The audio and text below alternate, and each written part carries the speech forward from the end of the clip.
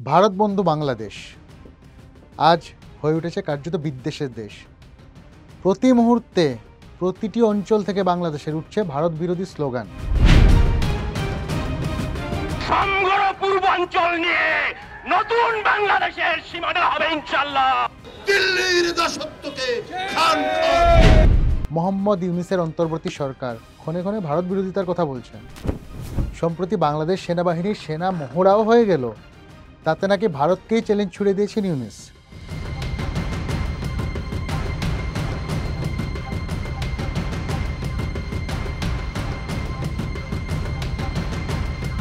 প্রকৃত যুদ্ধে আমরা সফলভাবে বিজয়ী হয়ে আসতে পারি। ব্যাপারটা হাস্যকর হলেও এর নেপথ্যে কিন্তু একটি গভীর ষড়যন্ত্র, একটি গভীর ফিলোসফি, একটি গভীর ইজম বা মতবাদ লুকিয়ে আছে। সেটা কি, কিভাবে একসময়ের বন্ধু বাংলাদেশ আজ ইসলামপন্থীদের দখলে, আজ ভারত বিদ্বেষী, সেই ব্যাখ্যাটাই আজ আমরা করব।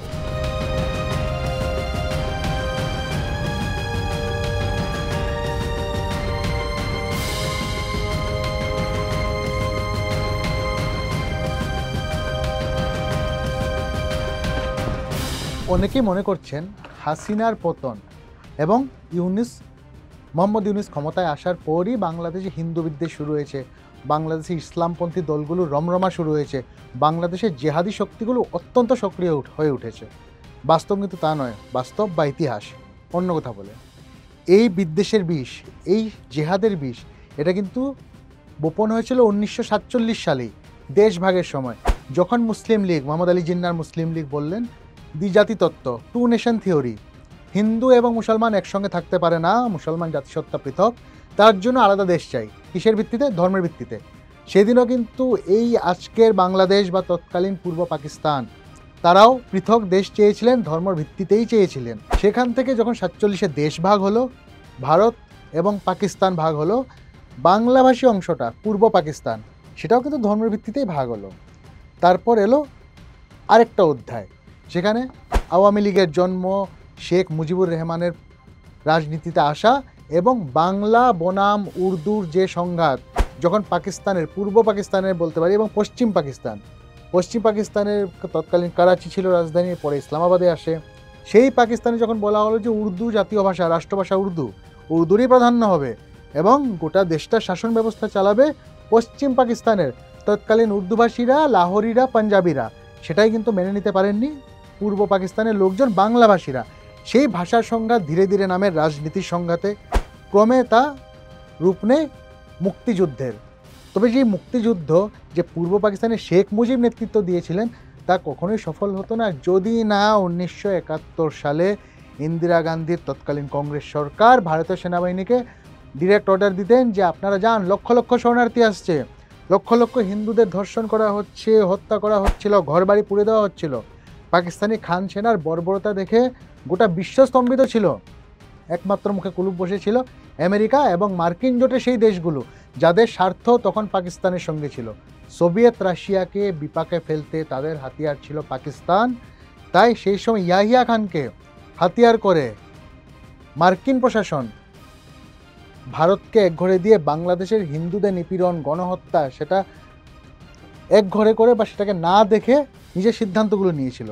তো সেই জায়গা থেকে, সেই যুদ্ধের ফলশ্রুতিতে এবং ভারতের হস্তক্ষেপে 71-এর মুক্তিযুদ্ধ পরিণতি পায়, গঠন হয় বাংলাদেশ।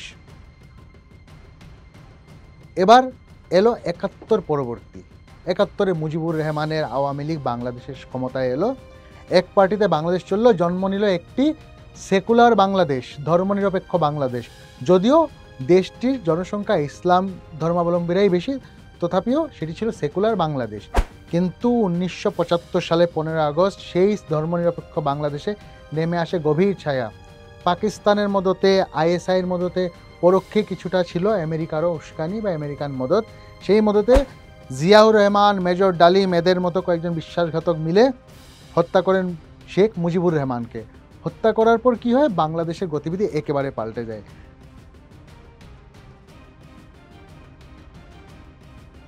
মেজর জিয়া, পরে যিনি বাংলাদেশের সেনাপ্রধান হয়ে যান, সেই জিয়াউর রহমান প্রতিষ্ঠা করেন বিএনপি বা বাংলাদেশ ন্যাশনালিস্ট পার্টির, এবং দেশটাকে যে বেঙ্গলি ন্যাশনালিজম, যেটাকে মুজিব বলতেন, যে বাঙালি জাতিসত্তা বা বাঙালি রাষ্ট্রবাদ, সেটাকে কিন্তু তিনি নিয়ে চলে যান বাংলাদেশি ন্যাশনালিজম বা বাংলাদেশি জাতিসত্তা, বাংলাদেশি রাষ্ট্রবাদ। এবং তার ভিত কি? জিয়া বুঝে গিয়েছিলেন যে ক্ষমতা ধরে রাখতে, তিনি তো সেনাকর্তা ছিলেন, মানুষের মন ধরে রাখতে, মানুষকে নিজের নাকপাশে আবদ্ধ করে রাখতে ধর্মই হলো সেই আফিম। তাই 1975-এর পর 1900 যখন 76, 77, 78 আমরা দেখি, জিয়া কিন্তু বাংলাদেশকে ইসলামিক রেডিক্যালদের জন্য, উগ্রবাদীদের জন্য সমস্ত রাস্তা খুলে দিলেন। হেফাজতে ইসলাম হোক কি সৌদি আরব থেকে আসা সালাফি মুভমেন্টের যারা মৌলানারা আছে, মৌলবীরা আছে, তারা বাংলাদেশে আসতে শুরু করলো। অলিয়ে গলিয়ে শয়ে শয়ে ব্যাঙের ছাতার মতো মাদ্রাসা গজিয়ে উঠল। যে বাংলাদেশ তৈরি হয়েছিল ভাষার বিরুদ্ধে, যে বাংলাদেশ তৈরি হয়েছিল বাঙালি জাতিসত্তার ভিত্তিতে, সেই বাংলাদেশে গজিয়ে উঠল কি? আরবি, ফার্সি, উর্দুর মাদ্রাসা, যেখানে শিক্ষা হতো কিসের? সৌদি সালাফি মুভমেন্টের উপর, যেখানে শিক্ষা হতো দেওবন্দি মুভমেন্টের উপর। বাংলাদেশ হয়ে উঠল কার্যত মৌলবাদীদের একটি চারণভূমি।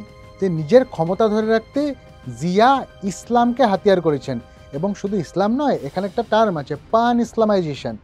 যে ইসলামিক মতবাদ বা ইজম কোনো দেশের গণ্ডি মানে না, কোনো রাষ্ট্রের সীমানা মানে না, কোনো ভাষা বা কোনো সংস্কৃতির যে আবদ্ধতা সেটাকে স্বীকার করে না, সেখানে ইউনিফাইং ফ্যাক্টর বা একত্রীকরণ, সামগ্রিককরণের একটাই ক্রাইটেরিয়া, একটাই মাপকাঠি, যেটা হচ্ছে ধর্ম, এবং সেটা হচ্ছে ইসলাম। জিয়াউর রহমান যেভাবে মদত পেয়েছেন আমেরিকা থেকে, যেভাবে মদত পেয়েছেন পাকিস্তান থেকে, আইএসআই থেকে, একইভাবে কিন্তু বাংলাদেশের যে দাবার ছক তৈরি হয়েছে এশিয়া মহাদেশে, সেখানে আরেকটা মেজর প্লেয়ার বা বড় খেলোয়াড় হচ্ছে চীন। ভারতকে বিপাকে ফেলতে, বাংলাদেশের উপর কৌশলগতভাবে নিয়ন্ত্রণ রাখতে চীন কিন্তু তখন থেকে আসরে ছিল, যেটা এই বিগত কয়েকদিনে হাসিনার আমলেও, হাসিনা ভারতপন্থী ছিলেন, ভারতের সঙ্গে খুব ভালো সম্পর্ক ছিলেন, তারপরও চীনের সঙ্গে তিনি সম্পর্ক মজবুত করেছেন।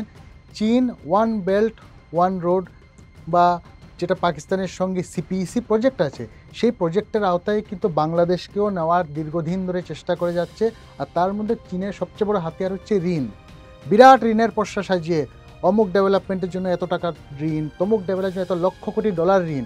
এই ঋণের ফাঁদে যে দেশগুলো পা দিয়েছে, যেমন শ্রীলঙ্কা পা দিয়েছে, সেই দেশগুলোর অবস্থা কিন্তু ক্রমে শোচনীয় হয়ে উঠছে। সেটা হাসিনা বিপদ জানতেন, ড্রাগনের সঙ্গে বন্ধুত্বের বিপদটাও জানতেন। তাই তিনি চীনকে একটা নির্দিষ্ট, একটা সেফ ডিস্টেন্স যাকে বলা যায়, সেখানে রেখে সুসম্পর্ক রেখেছিলেন। কিন্তু ইউনূসের আমলে সেই চীন আবার মাথাচাড়া দিচ্ছে, বাংলাদেশে আবার বিনিয়োগের মাধ্যমে নিজের আধিপত্য বিস্তারের চেষ্টা করছে। কেন? ভারতকে চাপে রাখতে হবে। ফলে বাংলাদেশে আমেরিকা, পাকিস্তানের পাশাপাশি চীনও কিন্তু বিরাট বড় প্লেয়ার, যাদের দিকে নজর রাখতে হবে নয়াদিল্লিকে, যা নিয়ে সিঁদুরে মেঘ দেখছে সাউথ ব্লক। যখন 8-এর দশকে আফগানিস্তানে সোভিয়েতরা ঢুকলো, তখন আমেরিকা কি করলো? মুজাহিদিন বা জেহাদিদের উস্কানি দিতে শুরু করলো। কার মদতে? পাকিস্তানের মদতে। অস্ত্র, হাতিয়ার, ধর্মীয় উন্মাদনা, যে কেন বিধর্মীদের সঙ্গে লড়াই করে। বিধর্মী কারা? সোভিয়েত। সেই যে জেহাদিজম বা মুজাহিদদের মার্কিন মদত, তার থেকে কিন্তু পাকিস্তান সেটার থেকে অনেকাংশেই ভারতের বিরুদ্ধে ব্যবহার করতে সফল হলো। কোথায়? বাংলাদেশে সেই মৌলবাদী শক্তিগুলোকে শক্তি জুগিয়ে পাকিস্তান সেটা ব্যবহার করলো। সেখানে ধর্মগুরুরা, রেডিক্যালরা ইসলামিক মাদ্রাসাগুলোতে, ইসলামিক সেমিনারিগুলোতে ভাষণের মাধ্যমে মগজ ধুলাই করলো।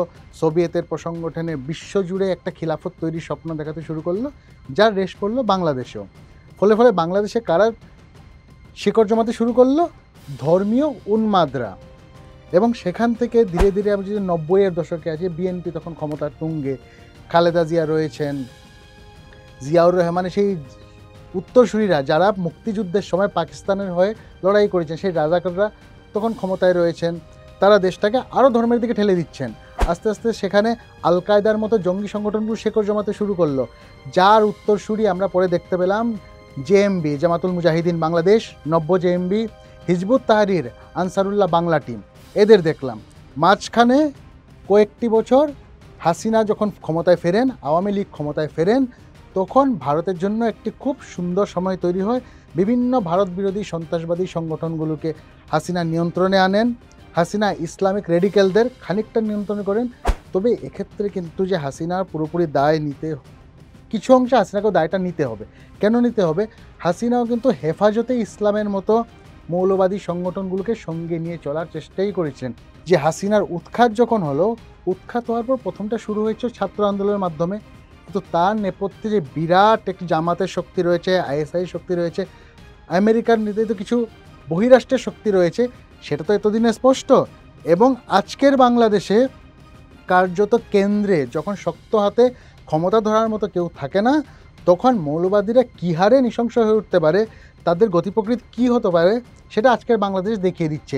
সেখানে জেল থেকে মুক্তি দেওয়া হচ্ছে জসিম উদ্দিনের মতো আনসারুল্লাহ বাংলা টিমের যে প্রধান, সেরকম মৌলবাদীকে ছেড়ে দেওয়া হচ্ছে, হিজবুত তাহরির নেতারা মুক্তি পাচ্ছে, আল কায়দার মতো জঙ্গি সংগঠনগুলো, ইসলামিক স্টেটের যারা লোন উলফ অ্যাটাক করায়, যারা মগজ ধুলাই করায়, সেই শক্তিগুলো সক্রিয় হয়েছে। শুধু তাই নয়, ভারতবর্ষের উত্তর পূর্বাঞ্চল, অসম, মেঘালয়, পশ্চিমবঙ্গ, আমাদের যে রাজ্যগুলো আছে সীমান্তবর্তী রাজ্য, সেই রাজ্যগুলির আশেপাশে সীমান্তের ওপারে জঙ্গি কার্যকলাপ বেড়ে উঠেছে। কয়েকদিন আগে পশ্চিমবাংলা থেকে, মুর্শিদাবাদ থেকে 2জন এবিটি আনসারুল্লাহ বাংলা টিমের জঙ্গিকে গ্রেপ্তার করেছে পুলিশ। তারপর যে চাঞ্চল্যকর তথ্য উঠে আসছে যে চিকেন নেক নাকি জঙ্গিরা দখল করে নিতে চেয়েছিল, চিকেন নেকে নাকি বিদ্রোহের আগুন জ্বালিয়ে দিতে চেয়েছিল, উত্তর পূর্বের 7টি রাজ্যকে মূল ভারতীয় ভূখণ্ডের সঙ্গে বিচ্ছিন্ন করে দেওয়ার যে ষড়যন্ত্র চলছিল, এই সবটারই কিন্তু বীজ সেদিনই মাটিতে পুঁতে দেওয়া হয়েছিল 1947 সালে, যেদিন বলা হয়েছিল যে হিন্দু এবং মুসলমান দুটি ভিন্ন সত্তা, দুটি ভিন্ন জাতি, তারা একসঙ্গে থাকবে না, তাদের জন্য পৃথক রাষ্ট্র গঠন করতে হবে। এবং যেদিন ধর্মের ভিত্তিতে দেশ ভাগ হয়েছিল। বাকি বিস্তারিত বহু তথ্য আছে, বহু আলোচনা আছে, বহু ব্যাখ্যা আছে, বহু প্রশ্ন আছে। সেগুলোর উত্তর কি হতে পারে? আগামী দিনে বাংলাদেশে এই জেহাদের দানব কোন দিকে যাবে, কোন পথে হবে গতিবেগ, বাংলাদেশের নিয়ে ভারত কি করবে, ভারতের বিদেশ নীতি কী হবে, আমাদের জাতীয় নিরাপত্তা কোন খাতে বইবে, সেই সমস্ত প্রশ্নের উত্তর আগামী দিনেই হয়তো পাওয়া যাবে। ক্যামেরায় ব্রতিন কুণ্ডুর সঙ্গে মণিশঙ্কর চৌধুরী, সংবাদ প্রতিদিন .in।